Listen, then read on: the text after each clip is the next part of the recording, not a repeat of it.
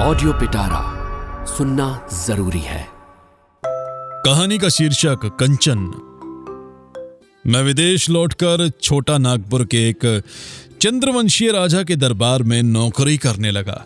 उन्हीं दिनों मेरी देशव्यापी कीर्ति की पटल पर अचानक एक छोटी सी कहानी खिल उठी। उन दिनों गगन टेसु की रक्तिमाभा से विभोर था। शाल वृक्ष की टहनियों पर मंजरियां झूल रही थी। मधुमक्खियों के समूह मंडराते फिर रहे थे। व्यापारी लोगों का लाख संग्रह का समय आ गया था। बेर और शहतूत के पत्तों से रेशम के कीड़े इकट्ठे किए जा रहे थे।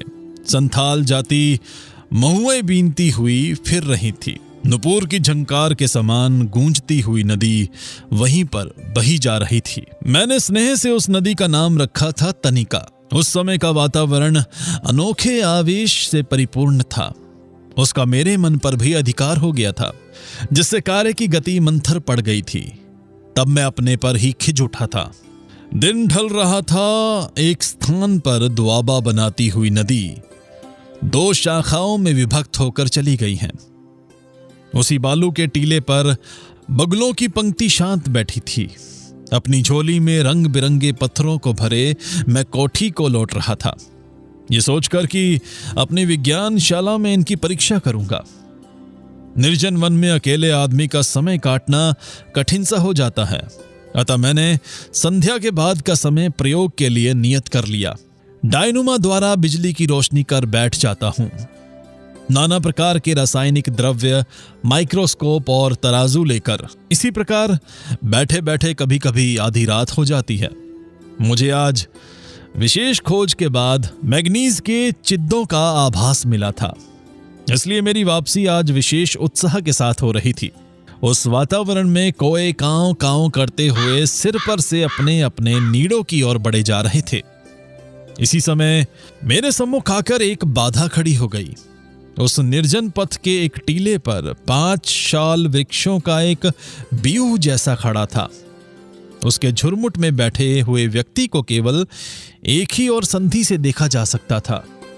उस समय मेघों के अंतराल से एक आश्चर्यमयी दीप्ति फूटकर निकल रही थी। उस छाया में वातावरण के भीतर गगन की लालिमा मानो किसी दिवंगना के खुले आंचल से गिरने वाले स्वर्ग की तरह छितरा रही थी।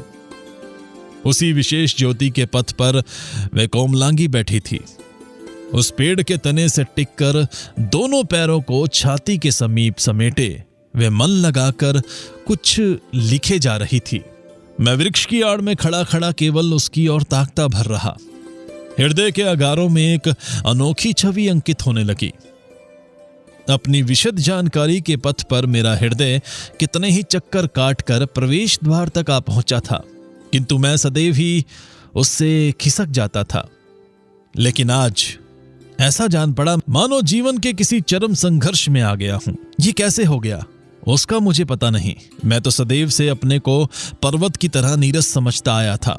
अनायास ही भीतर से एक झरना फूट पड़ा। उस बालक को भी मेरे खड़े होने का कुछ आभास सा हो गया। उसने लिखना बंद कर दिया, किंतु उठ ना सकी। मैंने सोचा कि कहूं क्षमा कीजिए, किंतु कैसी क्षमा? मैंने ऐसा कौन सा दंडनीय कार्य किया था? यही सोचता हुआ मैं अपनी कोठी की ओर बढ़ा चला आ रहा था। तभी मेरी दृष्टि नीचे पड़े 2 टुकड़ों के फाड़े हुए किसी पत्र के लिफाफे पर जा पड़ी। मैंने उठाकर देखा, नाम भवतोष मजूमदार, ICS, मुकाम छपरा। हाथ की लिखावट लड़कियों जैसी। टिकट लगा हुआ है, लेकिन उस पर डाक खाने की मोहर नहीं। मेरी अक्ल ने झट समझ लिया कि फटे पत्र के लिफाफे पर किसी दुखांत नाटक का शत चिन्ह विद्यमान है, और मैंने उस लिफाफे के रहस्य को जानने का भी संकल्प कर लिया। जियोलॉजी के अध्ययन अभ्यास के साथ भीतर ही भीतर इस रहस्योद्घाटन का काम भी चल रहा था। जिस समय मैं रेडियम का कण पाने की आशा लेकर अनुसंधान में डूबा हुआ था, उस समय मैंने कुसुमित शाल वृक्षों की छाया और प्रकाश के बंधन में कंचन को देखा था। इसमें कोई शक नहीं कि इससे पूर्व भी बंगाली बाला को निहारा था, किंतु इस स्वतंत्र और एकांत वातावरण में देखने का अवसर कभी नहीं मिला। यहां उसकी सलोनी देह की कोमलता के साथ वन के फूल ने अपनी भाषा का स्वर मिला दिया। विदेशी कोमलांगियों के दर्शन तो बहुत किए थे, संभवतः वह भली भी लगी थी, किंतु बंगाली बाला को पहली बार ही इस प्रकार से देखा कि उसकी समग्रता को उपलब्ध किया जा सके। उसे देखकर यह प्रतीत नहीं होता कि उसका संबंध किताबों से छूटा या नहीं। बहुत दिन पहले बाल्यावस्था में किन्हीं बसु महाशय का जो गीत मैंने सुना था और जिसे सुनकर भी भुला दिया था, न जाने क्यों ऐसा जान पड़ा कि उस राग की सहज संगनी में इसी बंगाली लड़की के रूप की जो भूमिका व्यंजित है, वे आज मेरी आंखों के समक्ष साकार हो उठी है। जियोलॉजी शास्त्र में पढ़ा था कि पृथ्वी के नीचे छुपी हुई आग्नेय सामग्री सहसा तेज भूकंप से आंदोलितावस्था में ऊपर आ जाती है। आज अपने ही निम्न स्तर के अंधकार में छुपी हुई उसी तपी भली सामग्री को सहसा ऊपर के प्रकाश में देखा। कठोर विज्ञानी नवीन माधव के अंतस्थल में इस प्रकार आंदोलितावस्था की मैंने कभी आशा नहीं की थी। पता लग गया कि प्रतिदिन तीसरे पहर जब इसी मार्ग से काम से लौटा करता तो वह मुझे विशेष दृष्टि से देखा करती, पर उसकी दृष्टि में क्या है ये अब तक मैं समझ नहीं सका था। कभी कभी मैं मार्ग चलता हुआ पीछे की ओर मुड़कर देख लेता तो ऐसा लगता कंचन मेरे ओझल होने के मार्ग की ओर देख रही है। मुझे मुड़ता देख वह अपनी दृष्टि घुमाकर उन कागजों की ओर कर लेती जिन पर बैठी वह लिखा करती थी। मेरे विज्ञानी मन को ऐसा लगा कि वह किसी को पाने के लिए इतना कठोर व्रत कर रही है। भवतोष विलायत से लौटकर छपरे में असिस्टेंट मजिस्ट्रेट के पद पर नियुक्त हो गया है। विलायत जाने से पूर्व इन दोनों में यही रहते समय गंभीर प्रणय हो गया था, परंतु अब पद की नियुक्ति के बाद कोई विशेष विप्लव घट चुका है। असल बात क्या है इसकी तो जानकारी करने से ही पता चलेगा। मेरे लिए जानकारी करना कोई कठिन कार्य नहीं था, क्योंकि मेरे सहपाठी बंकिम बाबू पटना विश्वविद्यालय में काम करते थे। उनको पत्र लिखकर डाल दिया, बिहार की सिविल सर्विस में कोई भवतोष महाशय हैं। मेरे किसी मित्र ने अपनी लड़की के लिए इन्हें पसंद किया है। इस कार्य में मेरा सहयोग चाहते हैं। रास्ता पथरीला तो नहीं, इसका पूरा पता लगाकर मुझे लिखो तो मैं आभारी रहूंगा। उन महाशय का विवाह के लिए क्या मत है ये भी लिखिए। पत्र का उत्तर मिला, रास्ता पथरीले से भी अधिक बढ़कर है, उसकी राय के विषय में सुनो। जब मैं कॉलेज में डॉक्टर अनिल कुमार का छात्र था, जितना साधारण उनका पांडित्य था उतना ही सरल उनका हृदय। उनकी नातिन को देखो तो पता लगेगा कि सरस्वती देवी ने उनकी साधना से संतुष्ट होकर उनके बुद्धि लोक को ही प्रकाशित नहीं किया, बल्कि वह रूप सुधा को लेकर उनकी गोदी में आ भी गई है। तुम्हारा शैतान भवतोष उनके इसी स्वर्ग लोक में ना जाने कहां से आन पड़ा। उसकी बुद्धि प्रखर थी और वाक्पटुता में वह निपुण। पहले धोखा खाया डॉक्टर साहब ने और बाद में उनकी नातिन ने। विवाह संबंध निश्चित हो चुका था। प्रतीक्षा थी भवतोष की विलायत से लौटने की। वहां का सारा खर्च डॉक्टर साहब ने दिया था। सिविल सर्विस की परीक्षा पास करके जब वह भारत आया और यहां के किसी उच्च पदाधिकारी की कन्या से विवाह कर लिया, उसके इन कुकृत्य और लज्जा से शुद्ध होकर डॉक्टर साहब नौकरी को तिलांजलि देकर अपनी नातिन के साथ कहां चले गए, इसका कुछ पता नहीं। पत्र को पढ़कर कंचन की परिस्थिति का पूर्ण आभास हुआ। तभी दृढ़ संकल्प किया कि उसको लज्जा और अवसाद से मुक्त करूंगा। दिवाकर अस्ताचल की ओर जा रहे थे। संध्या अपना आवरण फैला रही थी। यह समय कंचन का घर लौटने का हो गया था। तभी कोई गंवार उसके हाथ से लिखे हुए पृष्ठ छीनकर भाग खड़ा हुआ। मैंने उसका पीछा किया और उन पृष्ठों को पाने में सफल हो गया। मैंने वे सब कंचन को लौटा दिए। अपनी संपत्ति को वापस आया देख कंचन ने स्निग्ध दृष्टि से देखते हुए कहा, सौभाग्य से आप। मैंने कहा, भाग चले थे कि वह आया। इसका आशय स्पष्ट है। मैं नहीं समझी। यही कि उसकी सहायता से आपके साथ ही पहली बात हो गई। इससे पूर्व वही सोचता रहता था कि कैसे और क्या बोलूं, किंतु वह तो एक डाकू नहीं, वह डाकू नहीं, वह मेरा ही सिपाही था। कंचन अपने गहरे रंग की साड़ी का छोर पकड़ अपने मुंह पर रख खिलखिलाकर हंस पड़ी। हंसी के रुकते ही उसने कहा, काश ये सच होता तो बड़ा मजा आता। जिसके यहां डाका पड़ा उसको उद्धार करने वाले के लिए क्या होगा? उसे घर पर ले जाकर चाय पिला देती। और इस नकली उद्धारकर्ता का क्या होगा? उसने जो चाहा था मिल गया। क्या मिल गया? परिचय की पहली बात, और क्या? बस। हां, मैं चाहता हूं। क्या चाहते हैं आप? बातों का क्रम अब समाप्त ना हो जाए। समाप्त कैसे होगा? अच्छा, यदि आप होती तो पहली बात आप क्या कहती? मैं तो केवल यही पूछती कि सड़कों पर से पत्थर चुनने में लड़कपन नहीं लगा आपको?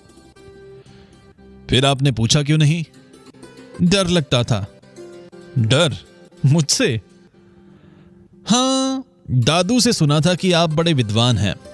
उन्होंने विलायत से छपा हुआ आपका लेख पढ़ा था। उन्होंने उसे समझने का प्रयत्न किया, पर मैं समझ ना सकी। तभी किसी की आवाज सुनाई दी, दीदी कहां हो तुम? अंधेरा हो गया है, आजकल समय अच्छा नहीं है। डॉक्टर साहब के उपस्थित होते ही मैंने उनके चरणों की धूल लेकर प्रणाम किया।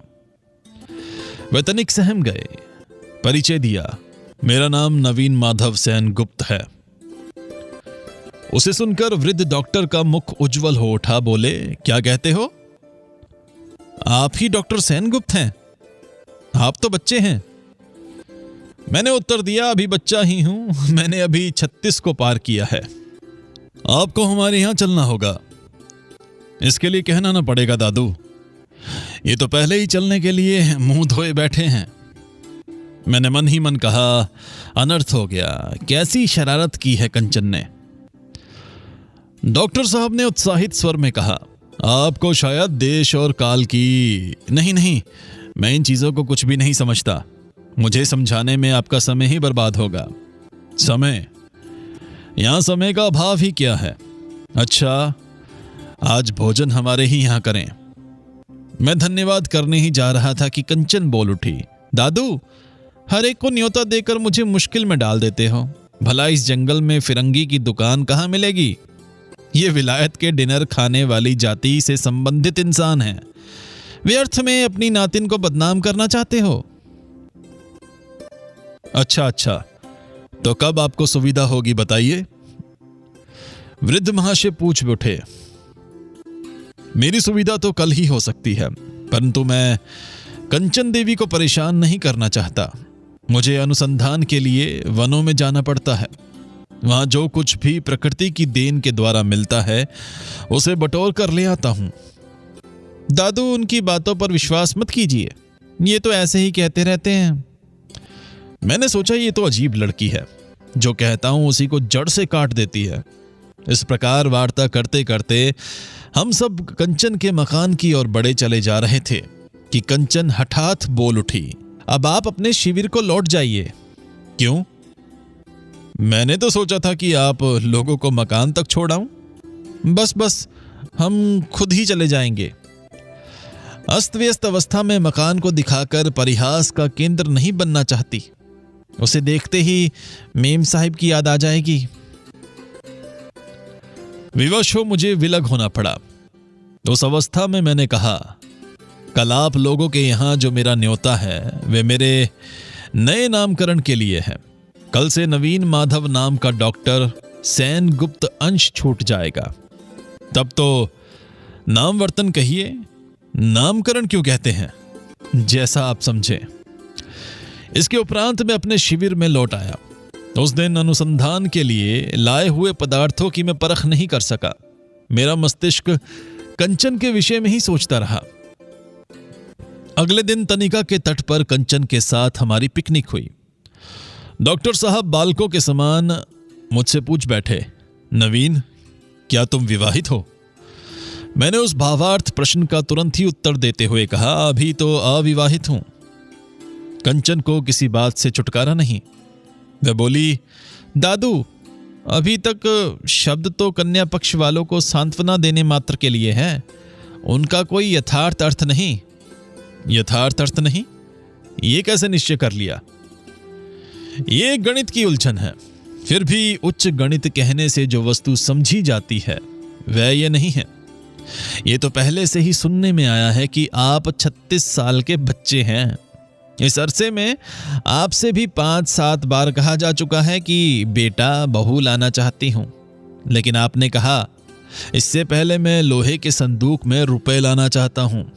इसके बाद इस अरसे में आपका सब कुछ हो गया, केवल फांसी भर शेष थी। अंत में प्रांतीय सरकार का बड़ा पद जुट गया तो मां ने फिर कहा, अब तो बेटा ब्याह करना होगा, मेरी जिंदगी के और कितने दिन बाकी हैं। आपने कहा मेरा जीवन और मेरा विज्ञान एक है, उसे मैं देश के लिए उत्सर्ग करूंगा, मैं अभी ब्याह नहीं करूंगा। विवश होकर फिर उन्होंने आंखों का पानी पोंछकर चुप्पी साध ली। आपके 36 वर्ष का हिसाब लगाते समय मैंने कहीं गलती की हो तो कहिए, वास्तव में बताइए, संकोच की कोई आवश्यकता नहीं। फिर बोली, हम लोगों के देश में आप लोग लड़कियों को जीवन संगनी के रूप में पाते हैं, विश्व का जिससे कोई प्रयोजन नहीं, किंतु विदेश में जो लोग विज्ञान के तपस्वी हैं उनको तो उपयुक्त तपस्विनी ही मिल जाती है। जैसे अध्यापक क्यूरी को सहधर्मनी मादाम क्यूरी, तो क्या वैसी कोई आपको वहां रहते नहीं मिली? कंचन के कहते ही कैथरीन की बात याद आ गई। लंदन में रहते समय साथ ही काम किया था, यहां तक कि मेरी एक रिसर्च की पुस्तक में मेरे नाम के साथ उसका नाम भी जड़ित था। बात माननी पड़ी। कंचन ने तत्काल ही पूछा, उनके साथ आपने विवाह क्यों नहीं किया? वह क्या इसके लिए तैयार नहीं थी? उन्हीं की ओर से प्रस्ताव तो उठा था। तब मेरा नाम भारतवर्ष का ठहरा, इसलिए, यानी स्नेह की सफलता आप जैसे साधकों की कामना की वस्तु नहीं, लड़कियों के जीवन का परम लक्ष्य व्यक्तिगत है और आप जैसे इंसानों का निरक्तिक। इसका उत्तर मुझसे देते ना बन पड़ा। मुझे चुप देखकर कंचन पुनः बोली, बंगला साहित्य कतिपय आपने नहीं पढ़ा, उसमें यही बात दिखाई गई है कि लड़कियों का व्रत पुरुष को बांधना है और पुरुष का व्रत है उस बंधन को काटकर ऊपर लोक का मार्ग पकड़ना। कच भी देवयानी के अनुरोध की उपेक्षा कर निकल पड़ा था। आप मां का अनुनय ना मानकर चल पड़े हैं। एक ही बात हुई, नारी और पुरुष में चिरकाल से चला आने वाला हो, चाहे भले ही अबला क्रंदन होता रहे, उस क्रंदन से आप लोग अपनी पूजा का नैवेद्य सजा लीजिए। देवता के उद्देश्य से ही नैवेद्य की भेंट होती है, लेकिन देवता निरासक्त ही रहते हैं। कंचन ने फिर कहा, देवयानी ने कच्छ को क्या श्राप दिया था जानते हैं नवीन बाबू? नहीं। अपने ज्ञान साधन का फल आप स्वयं न सोच सकेंगे, हां दूसरों को दान कर सकेंगे। मुझे यह बात कुछ अजीब सी लगती है। यदि यह श्राप आज कोई विदेशी लोगों को देता तो वे बच जाता। विश्व की सामग्री को अपनी सामग्री के समान व्यवहार करने की वजह से ही यूरोप वाले लालच के द्वार पर मरते हैं। उस दिन जो बातें हुई वे केवल हास्य व्यंग ही नहीं थी, उनमें युद्ध की ओर संकेत था। कंचन के साथ मेरा संबंध सहज आया था। इस पर भी मैं कंचन के सम्मुख खड़े होकर उसकी चरम अभिलाषा की था पाने का कोई उपाय खोज नहीं पाया। हां, अवश्य एक दिन पिकनिक के समय यह सुयोग मिल गया। उस समय डॉक्टर साहब शिवालय के खंडर की सीढ़ी पर बैठकर रसायन शास्त्र की कोई नई आई हुई पोथी पढ़ रहे थे। एक आबनूस के पेड़ की झाड़ी में बैठकर कंचन अचानक कह उठी, इस महाकाल के वन में एक अंधी प्राण शक्ति है, उससे भयग्रस्त हूं। कंचन कहती गई, पुराने भवनों के दरार से लुक छिपकर पीपल का अंकुर निकलता है और फिर धीरे धीरे अपनी जड़ों से उसे बुरी तरह जकड़ लेता है। ये भी वैसा ही है। दादू के साथ यही बात हो रही थी। दादू कह रहे थे, बस्ती से बहुत दिनों तक दूर रहने से प्रकृति के अभाव से मानव का चरित्र दुर्बल हो जाता है और आदमी प्राणी प्रकृति का असर प्रखर हो उठता है। मैंने उत्तर दिया, बताता हूं, मेरी बात को भली भांति सोच देखिएगा। मेरा विचार यह है कि ऐसे अवसरों पर मानव का संग भीतर और बाहर से मिलना चाहिए, जिसका प्रभाव मानव प्रकृति को पूर्ण कर सके। जब तक ये नहीं होगा तब तक अंधशक्ति से पराजित ही होना पड़ेगा। काश आप मामूली हाँ कहिए, संकोच मत कीजिए, कंचन ने शीघ्रता से कहा। ये तो जानते ही हैं कि मैं वैज्ञानिक हूं, अतः जो कहने जा रहा हूं उसे व्यक्तिगत आसक्ति से रहित होकर ही कहूंगा। आपने एक दिन भवतोष को बहुत स्नेह से देखा था, क्या आज भी उसी प्रकार समझ लीजिए नहीं करती? तब मैंने ही आपके मन को उधर से हटाया है। संभव हो सकता है, लेकिन आपने ही नहीं बल्कि इस अंधशक्ति ने भी। इसलिए मैं इस हटने को श्रद्धा की दृष्टि से नहीं देखती। ऐसा क्यों? दीर्घकाल के प्रयास से मानव चित्र शक्ति में अपने आदर्श की रचना करता है। प्राण शक्ति की अंतता उस आदर्श को तोड़ देती है। आपके प्रति जो मेरा प्रेम है वह उसी अंधशक्ति के आक्रमण का फल है। नारी होकर भी आप प्रेम पर ऐसा अपवाद मढ़ती हैं। नारी होने के कारण ही ऐसा कह रही हूं। प्रेम का आदर्श हमारे लिए पूजा की सामग्री है, उसी को सतित्व कहते हैं। सतित्व एक आदर्श है। ये सामग्री वन की प्रकृति की नहीं है, मानवी की है। इस निर्जन में इतने दिनों से इसी आदर्श की पूजा कर रही थी। सारे आघातों को सहन और धोखा खाने के बाद भी उसे बचा सकी तो मेरी पवित्रता भी नहीं जाएगी। क्या भवतोष के लिए अब भी श्रद्धा का स्थान है? नहीं। उसके पास जाना चाहती हो? नहीं। तो फिर कुछ भी नहीं। मैं आशय नहीं समझा। आप समझ भी नहीं सकेंगे। आपकी संपत्ति ज्ञान है, उच्चतर शिखर पर वह भी इम्पर्सनल है। नारी संपत्ति हृदय की संपत्ति है। यदि उसका सब कुछ चला जाए, वह सब कुछ जो बाहरी है, जिसे स्पर्श किया जा सकता है, तब भी उस प्रेम में वह वस्तु बच रहती है जो कि इम्पर्सनल है। वाद विवाद में समय नष्ट न कीजिए। मुझे कुछ ही दिनों में खोज करने के अभिप्राय से अन्यत्र कहीं चला जाना होगा, किंतु फिर गए क्यों नहीं? आपसे तभी कंचन ने पुकारा, दादू। डॉक्टर साहब अपना पढ़ना लिखना छोड़कर उठाए और मधुर स्नेह के स्वर में बोले, क्या है दीदी? आपने उस दिन कहा था ना कि मनुष्य का सत्य उसकी तपस्या के भीतर से अभिव्यक्त हुआ है। उसकी अभिव्यक्ति प्राणी शास्त्र से समझी जाने वाली अभिव्यक्ति नहीं है। हाँ, बिल्कुल ठीक। दादू, तो फिर आज अपनी और आपकी बात का निर्णय कर दूं। कई दिनों से मस्तिष्क उथल पुथल का केंद्र बना हुआ है। मैं उठ खड़ा हुआ, बोला, तो मैं चलूं? नहीं, आप बैठिए। दादू, आपका वही पद फिर खाली हुआ है और सेक्रेटरी ने पुनः आपको बुलवाया भी है। हाँ, तो फिर आपको उस पद को स्वीकार करना होगा। अतिशीघ्र वहीं लौट जाना होगा। डॉक्टर साहब बेचारे हत बुद्धि होकर कंचन के मुंह की ओर ताकते रहे। कंचन बोली, अच्छा, अब समझी। आप इसी सोच में पड़े हैं कि मेरी क्या गति होगी। यदि अहंकार की मात्रा बहुत न बढ़ती हो तो आपको ये बात स्वीकार करनी ही होगी कि मेरे बिना आपका एक दिन भी नहीं चल सकता। मेरी अनुपस्थिति में तो 15वीं आश्विन को आप 15वीं अक्टूबर समझ बैठते हो। जिस दिन घर में अपने सहयोगी अध्यापक को भोजन के लिए आमंत्रित करते हो, उसी दिन लाइब्रेरी का द्वार बंद करके कोई निदारुण इक्वेशन सुलझाने में लग जाते हो।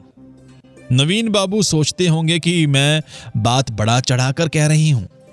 आज ऐसी अशुभ बातें सब अभी खत्म हो जाएंगी। आप चले तो मेरे साथ अपने काम पर। छूटी हुई गाड़ी फिर लौट आएगी। डॉक्टर साहब मेरी ओर देखकर बोले, तुम्हारी क्या सलाह है नवीन? मैं क्षण भर स्तब्ध रहकर बोला, कंचन देवी से अधिक अच्छा परामर्श कोई नहीं दे सकता। कंचन ने उठकर मेरे चरण छूकर प्रणाम किया। मैं संकुचित होकर पीछे हटाया।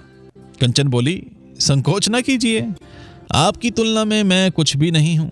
ये बात किसी दिन साफ हो जाएगी। आज आपसे यहीं अंतिम विदा लेती हूं। जाने से पूर्व अब भेंट ना होगी। ये कैसी बात कह रही हो दीदी? डॉक्टर साहब ने पूछा। दादू, इतना ही कह सकी कंचन। मैंने उसी क्षण डॉक्टर साहब की पग धूली का स्पर्श किया। उन्होंने छाती से लगाकर कहा, मैं जानता हूं नवीन कि तुम्हारी कीर्ति का पथ तुम्हारे सामने प्रशस्त है। अपने स्थान पर लौटकर पहला रिकॉर्ड निकाला। उसे देखते ही मन में सहसा आनंद उमड़ आया। समझा मुक्ति इसी को कहते हैं। संध्या बेला में दिन भर का काम समाप्त करके बरामदे में आते ही अनुभव हुआ, पंछी पिंजरे से तो निकल आया है, किंतु उसके पांव में जंजीर की एक कड़ी अब भी उलझी हुई है। हिलते हिलते वह बज उठती है। ऑडियो पिटारा सुनना जरूरी है।